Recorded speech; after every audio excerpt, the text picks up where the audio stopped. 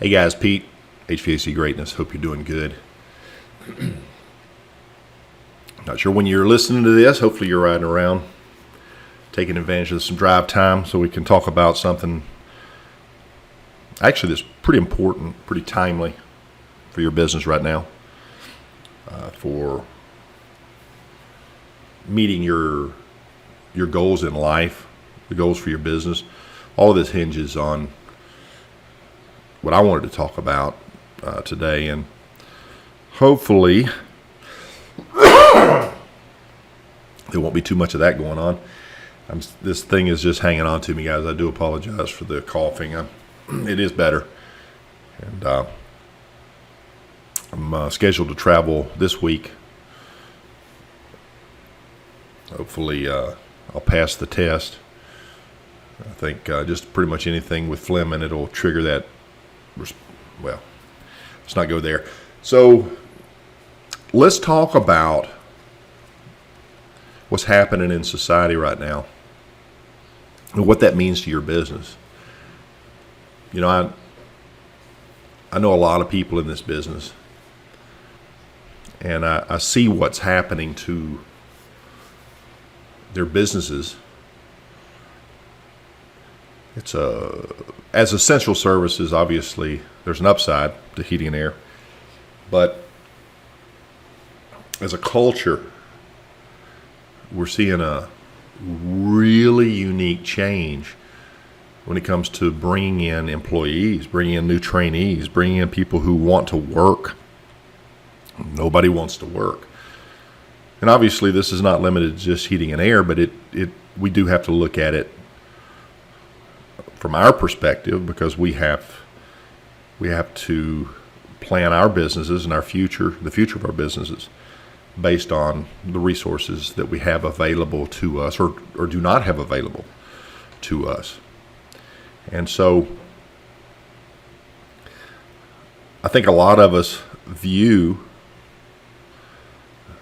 the mindset and the belief systems of the younger generation that's coming up now as I think we see it through our particular lens, which to some degree obviously will be accurate because we all have experiences in life, and we can compare. We're not stupid. But there's so much going on right now in society. There's so much that's affecting these young men and young women, and it's a lot. It's a lot for them. It's not their fault. They're victims. We're being re-engineered as a society. Whether you believe this is intentional or not, it is happening. A lot of things have changed. You think about back in the 60s, before I was born, we had the civil rights movement, and a lot of these groups, first of all, the movement was needed, okay? There was a lot of inequality. It was just terrible. Second-class citizens, this type stuff. And we needed reform. But what's interesting is how what starts off with a legitimate organic movement and a group is formed ultimately gets co-opted and hijacked and utilized for other reasons, other people's motives. And we see that all the way to this day. So things are very political. The control of information is the control of the universal or the societal mind. And so a lot of these youngsters are being influenced in ways that they have no ability to even recognize. Who was it that said, I think it was in the Truman Show, Christoph said that the mind tends to accept the reality of which it is presented. And so this is just the way things are. This is normal. Guys, this is not normal. For those of you my age and older, you know. For those of you who have come into adulthood in the last, last 10 years, I know this is hard for you to see. I used to listen to my parents' generation, my grandparents' generation talk about all these different things. And when they were old, what do they know, right? Back then, you didn't know the stuff we know today because we have much more information available. We're more educated than you were back then, and et cetera and so forth. That's what they would have you believe. And as with any deception, it's usually based on some element of truth or a few elements of truths, and then they take liberty with the rest of it and just go ahead and form and mold the perception. So anyway, didn't mean to go too deep. So here we are. We're looking for employees. We're looking to grow our business. And you have these youngsters, and they don't want to work. Well, is it that they don't want to work, or is it something else or other things? Let me give you an example. So you've got these kids, 13, 14 years old, starting in that area, that are getting on these social media platforms like TikTok, and they're making six figures. They make $100,000 a year or more from their smartphone, or if they're a little older, a little bit more informed, they see what's happening with cryptocurrencies, and now the big thing is NFT, non-fungible tokens, which is a way of certification, digital certification for everything from art, music, probably the deed to your home one day. All this stuff is happening, blockchain technology. And if you're disconnected from that, because you're out running a business, for goodness sake, you're out taking care of customers, this, that, and the other. How can you stay on top of all this information? It's just coming in at such an accelerated rate. And again, if you're a youngster and you are at that stage in your mental life where your little mind is just a sponge and you just absorb this information, it comes naturally, and the opportunities are really obvious to those who are in that unique position. So we see the young people out there with more options than they've ever had, and the pendulum has swung from you give your life to your work, and you dedicate yourself to your work, to your boss, and to your company, back in the other direction to these companies are just using us up and spitting us out, and they're taking away the very my best years in life, all of my best energy, the best time of my day, and then sending me home dog tired and with just about enough money to pay the bills, and that's it. And so people are walking. They've walked. They're done with this stuff. For many of you didn't know this, my wife is from South America. She's from Colombia. And they're very progressive in this direction. They're doing a lot of things, a lot of mandates, which they've written into the law. But it's interesting, they have reduced the workday from 8 hours down to 4 hours. And those 4 hours of work are from home, and they've actually raised the minimum pay rate to 1 million pesos, which isn't a lot U.S., but it meets their needs down there. It's all relative.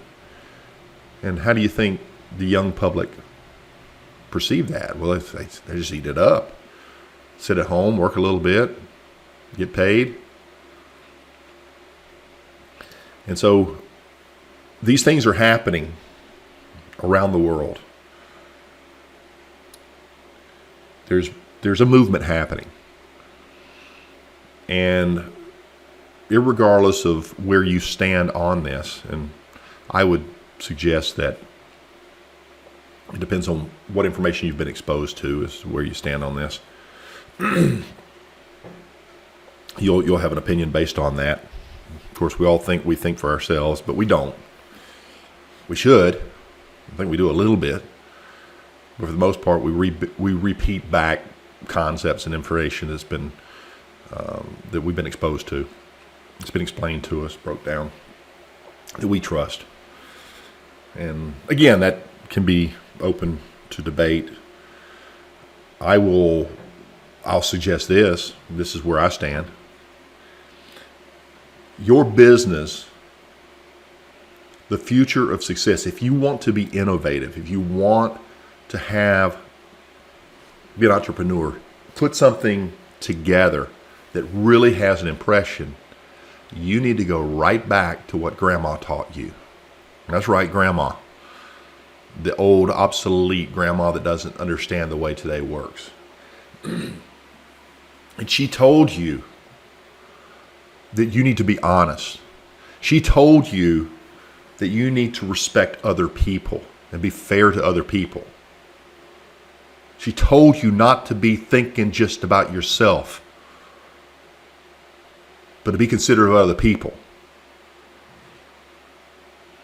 She told you to have things like integrity, character. She told you to do the right thing even when nobody could see or was looking. Grandma knew these things because grandma was taught by her parents. And these are the things that advertising, marketing, these different business communication tools are attempting to communicate to your customers. We're honest. We're professional. We do the right thing. We care. You think your customers are stupid? You think your customers are really going to fall for that one-line sales, that sales trick, that sales hack that you learned over in the sales school? You think that they're going to just buy your system and pay 20, 30, 40% more because you learned this technique, this strategy, this tactic? I'm not saying that we don't need training, we don't need guidance, we don't need strategy and tactics, because we do. It keeps us on track. But ultimately, there are consistencies, there are inconsistencies that the subconscious mind can readily identify, easily identify. And it just tells the gut, this person's good, this person's sincere, this person's genuine, or something else. I don't know. I'm not feeling it with this person. Now, because that's the way the human mind works, we've talked about this before, that's very easy to manipulate. That's why a lot of your competition are hiring these little young personalities, these high charisma salesmen in service tech uniform. They go out there and they tell them you need this and you need that, and they really have no business making these determinations because they don't even know what they're looking at, a lot of them. They don't know how to diagnose. Parts changers. Again, salespeople in disguise. And if you've been tempted to go that path, we forgive you, but let's clean it up, right? I know we all get a little desperate sometimes and we're looking for the right thing to do. What's the next big trend? Where's the business going? But here's where it's going. You're not going to be able to get any employees. Not to the level that we had when I was coming up. We got laid off when things slowed down. They could do that because as soon as it got busy, people were lined up to get back on. There was a surplus. There was plenty of people out there that had the skill set that the boss could hire and put them right to work. Now, we were very focused on the logical side of our business, and that is the professionalism of the craft, the procedures we utilize for professional work. But as we've matured as an industry, we now look at the intangibles. We look at how personable your technician is with the customer. We look at what is the feeling that I get around this company. And there is where your opportunity becomes very real. If you learn to harness this, obviously this is magic. When you learn to put a system together that engages your technicians and your customers at a level of a human being, all the stuff Grandma taught, a bond is formed. Trust has been bridged in. And once you have a bond, once you have rapport, once you have trust, you have business transactions. You have ongoing communication back and forth. And in today's society, that's getting harder and harder to develop because people are getting more and more disconnected. I had somebody that I know, very young in the business, in the marketing business, I should say, high-end stuff, big companies, tried to tell me, he says, Pete, what you need to do is get away from the old employee business model, and you just hire all these you hire your technicians as independents, and you let them buy online, and you let them choose their time slot. They don't want to see you. You just go in, and it gets fixed, and the problem goes away, and the customer's happy. I don't want to see you. I don't want to interact with you. I just want you to come into my home, go through the back door or side door or whatever, take care of that. I'll pay the bill online, virtually, whatever, and you just go away. And I remember thinking, wow, just wow. Because, really, is that where it's going? As bad as we need to interact with each other, we're going to give in to that. Seeing the youngsters obviously coming up, and their faces are buried in their devices or their games, or they've got the goggles on their face, and they're detached from reality. What we need, and your future hinges on, is in this world of high tech, we need to be more high touch. We need to connect to people. People need human connection. And when you start developing your culture, and this, by the way, 90% of you listening have a lot of work to do on this. I'm not saying that you haven't made some progress, because I'm sure some of you have, but I speak to this all the time. It's not about just the rap. They're out there taking your money, doing these beautiful raps, and you get return on that investment. I'm not saying that. But if you really want something that is perceived as legitimate, if you want your business to be perceived as genuine, authentic, why not build your brand around something that's genuine and authentic and real? Why not build your brand around your values? Do you even know what your values are? You build a business plan based on what? Based on money? How much money? $1 million, $2 million. How did you get to that number? I don't know. It seemed like a good number. Other companies are doing it. What? If you really want to be a business owner, not just self-employed, it's two different things. Self-employed, you're irresponsible. You don't want to work, you go home. There is no responsibility. But when you own a business, you're responsible to your employees. You're responsible to your customers. You are responsible to the organization that keeps all of this stuff afloat. If you really want to build something that is authentic, and you should, because going back to what I was telling you, at the very beginning of this, people sense incongruencies. People feel in their gut when something just isn't right. But when you look the part, you walk the walk, not just talk the talk, your smile is genuine and it comes at the right time.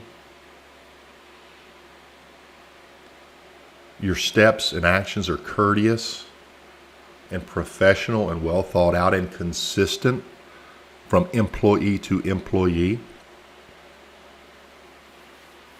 When the identity of the company is evident in the person that's standing in front of you, the slogan isn't something that just sounds cool, but it's actually congruent with it. This is very powerful stuff, guys. This is tremendously powerful. And so step one, obviously, is to go through the work so that you can find that power identity. And it's powerful, all right, because once you identify it and you learn to articulate it through your unique marketing position, two things happen. These are very powerful. You learn to communicate this, and this will be in your brand, a real brand, and not just a pretty rap, not just a cool slogan. If you've done this right, you've done the work, you're going to attract customers that are looking for something more than a price. You're going to attract those type of people who have other concerns, other needs that need to be met, and they'll be able to identify that in the way you present yourself. Now, this is beyond advertising. We're talking actual marketing here. Marketing is, I think it's a misnomer. For many of us, it's been misapplied, I should say. But marketing is going to be done differently for the new companies that are successful. And so once you learn to market this identity, this unique marketing position, once you have a structure in place that delivers a customer experience, and I'm talking beyond just the darn booties and the drop cloths. This is not this hard. It's not so hard that you can't get through this, but it does have enough facets that you need to have the structure and follow a plan. And once you've gone through this, you have come into this identity. You know who you are. And what part of who you are appeals to your best customer avatar, the ones that you really want more of. Those kind of customers, that you say, man, I wish I had more customers just like this one. They're not always beating me up on price. They actually listen to me. They actually trust me. You see, they listen to you because they trust you, and they trust you because they connected with you, and they connected with you because they saw a value in you that you communicated and you didn't even know you did it. In fact, they can't even tell you why they like you. When you learn to dial in on these and be authentic, now you're going to draw a certain type of customer. Now, this is not done overnight. But when you do this, back to what I was saying, two things happen. You attract customers that are of a certain value system. And number two, you attract employees that share those as well. And when you learn that you don't just hire based on technical experience, well, this guy's been doing it for 10 years, I can send him out there and he can get stuff done, he can get stuff built. When you learn what a mistake that is, 9 times out of 10, if I can throw a fake statistic out there, certainly 8 out of 10, when you learn that the reason they left their other job is because they have all this baggage and they pissed off the customers of the last company they worked for, when you learn that they don't share your values, well, by then the damage has been done. Your culture has been toxified. Your coworkers are feeling stuff, and they've been feeling stuff for months, but they won't say anything because you're the boss. And customers are starting to go away and not call you back. Your reputation is being tarnished. You're not perceived in the same positive light that you used to be. In today's culture, it's going to be more difficult to get good employees. And if you just settle, here's what happens. You lose your power identity. Now you just have a categorized identity. You're just a heating and air conditioning company. And so when you fall into the category of just another heating and air conditioning company, your price is how much again? Because I can go get the same thing from your competition for a lot less money. You meet their price, or I go to them. And if you're experiencing that now, it's because you haven't learned to differentiate yourself. Like I said, there's a process you have to go through. It's not brain surgery, but it is pretty darn smart. It is pretty darn insightful. So, on the one hand, you can scale and just, fill trucks and get people out there that can get stuff done and interact with customers who they're fine. They'll put up with the rude technician.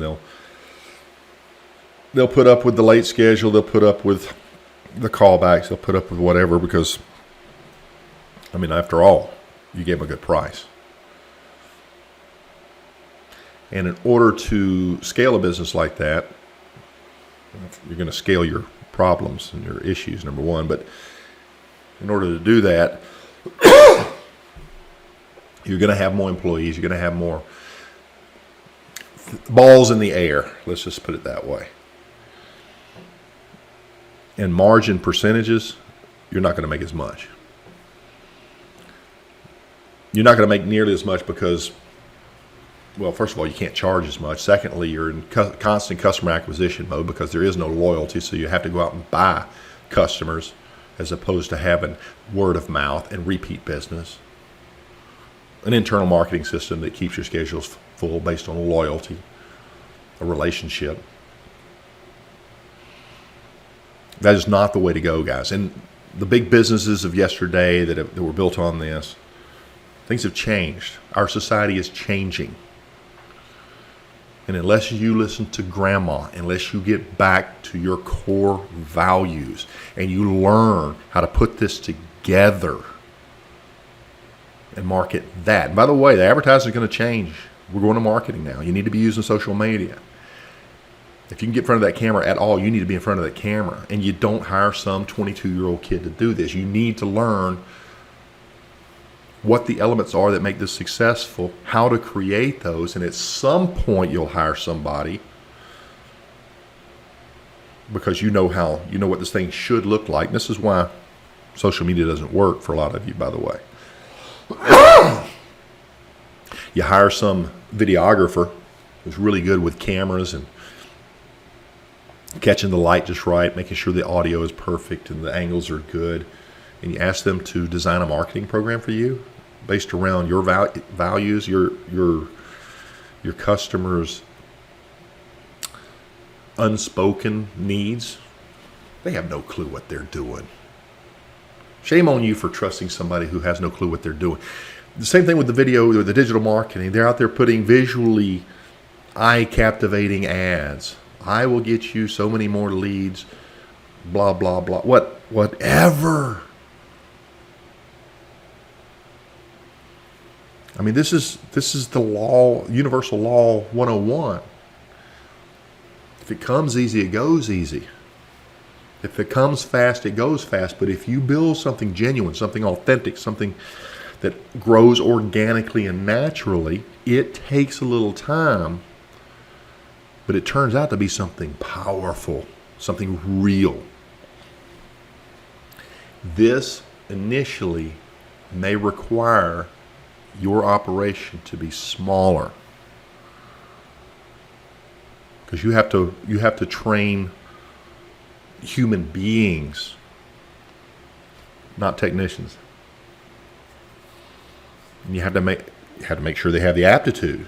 Are they mechanically inclined enough that they can learn the technical side of the skill? Obviously, maybe you should be hiring them based on your shared values, on the characteristics that you predetermined that each role requires in order to be a good fit. I know this is not the kind of stuff that you thought HVAC was, but it's all changing now. And if you want to be another cog in the wheel, just keep doing what you're doing, because you'll burn out. Or learn to take this to the next level. Now, if you want to be a contributor, if you want to see society turn this mess that we're faced with right now around, then it starts at community. Well, Peter, it's just me. What am I going to do? All this stuff is going on. I've got a business to run. It starts with you. It starts in your community, in your hometown. It starts with the customer you're getting ready to go see right now. It takes leadership. You can't explain to somebody how to be a good person. They have to get in contact with their morals and their values and what's right, and actually care. The Bible calls this love, by the way. Actually care about your customers, about your community, about those around you. And through caring, naturally taking the time and listening to your customer and taking care of them and creating a bond, you just put some good out in the world. And the money becomes secondary, tertiary, whatever the word is. You know, the reason we make money is to be able to spend it. And again, you know, people, if they wanted the cheap, if they only wanted cheap, all that would sell in society would be the cheapest stuff. But premium products are very common. In fact, they're more common than the cheap stuff in a lot of categories. And you're no different. They want your best, and they'll pay for it, as long as they can interpret your greatness. But if they just see another heating and air conditioning contractor, then it just comes down to price. But when they see something deeper, something genuine, something authentic, something that is congruent throughout, they're not stupid. They recognize there's something special in front of them. And when you connect and you build a bond, you're ensuring the security of your business. You're ensuring the security of your family's economical status. You're making sure that you have a job for your employees.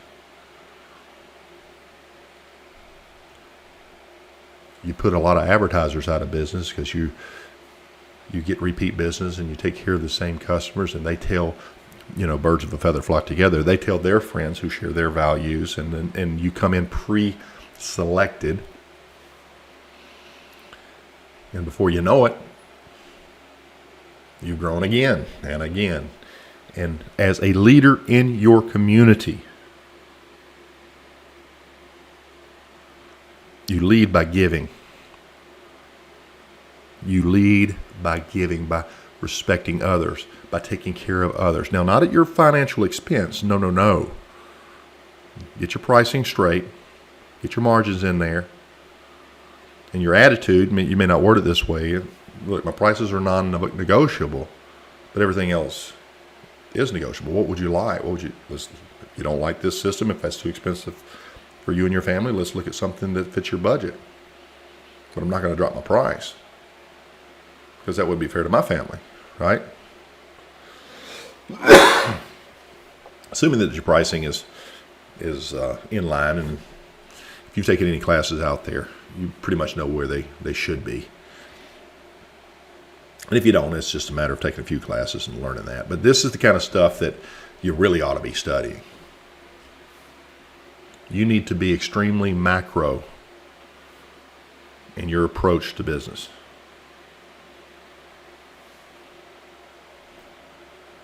Specialization is a really good way of doing this. Get dialed in. I am not out building customers. I'm out building relationships of people who trust me.